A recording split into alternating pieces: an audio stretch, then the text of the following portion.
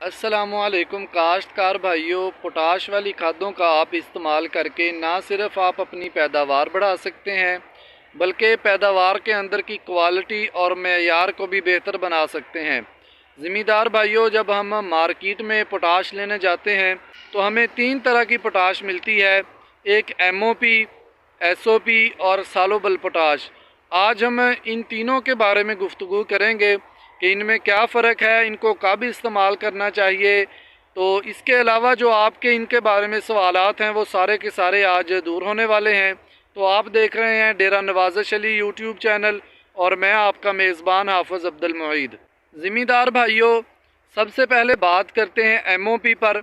इसको muriate of potash भी कहते हैं, क्लोराइड ऑफ पोटाश भी कहते हैं। इसमें नमकियात होते हैं, क्लोराइड होते हैं।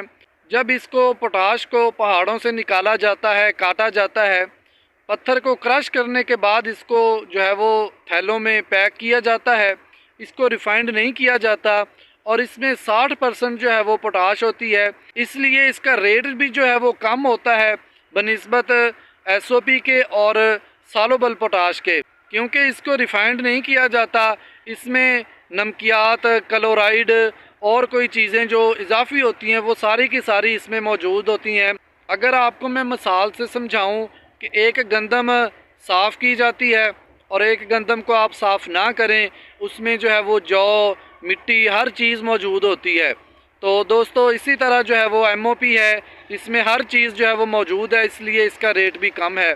अगर हम इसको इस्तेमाल करेंगे अपनी ज़मीन में, ऊपर से हमारे जो है वो अक्सर रकबे जो हैं वो कलराठे हैं, उसमें नमकियात ज़्यादा हैं, पानी भी नमकियात वाला है, नहरी पानी कम है। जब हम ये MOP का इस्तेमाल करेंगे तो ये जब हमारी ज़मीन में जाएगी, इससे हमारी जो है वो फसलों में की पैदावार भी कम होगी, हमारी ज़मीन भी ख़राब होगी और हमारी जो है वो फसलों में बीमारी भी ज़्यादा आएगी। अब बात करता हूँ SOP पर।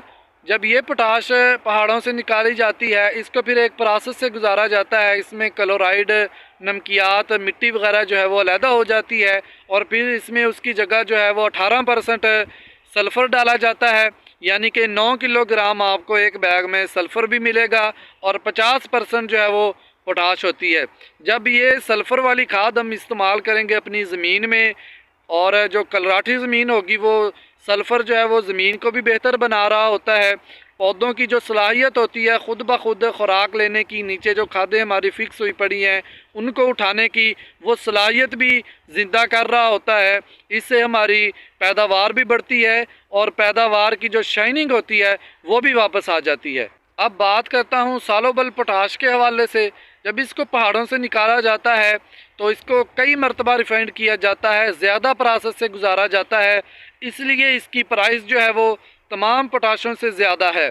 इसमें आप कह लें कि 1% भी ना नमकियात होते हैं ना क्लोराइड, बनिस्बत SOP के। SOP में कुछ मिकदार जो है वो क्लोराइड की बच जाती है, नमकियात की भी बच जाती है।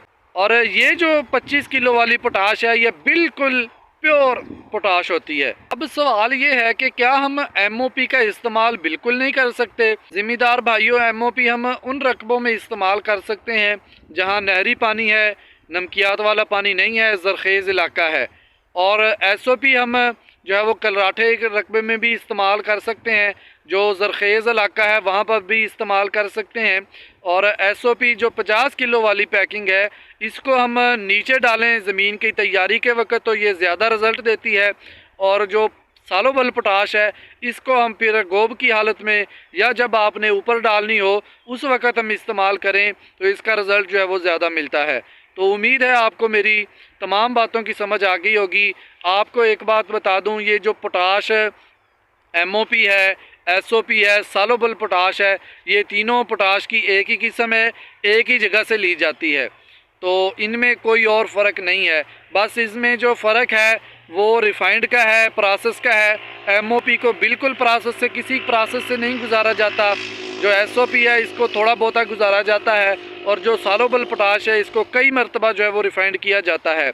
तो इसके अलावा अगर आपने कोई अपना मसला पूछना हो, कोई मशवरा लेना हो बीमारी के मुताल्लिक, तो नंबर मैंने अपना डिस्क्रिप्शन में दे दिया है, आप मुझसे बिला झिझक रब्ता कर सकते हैं।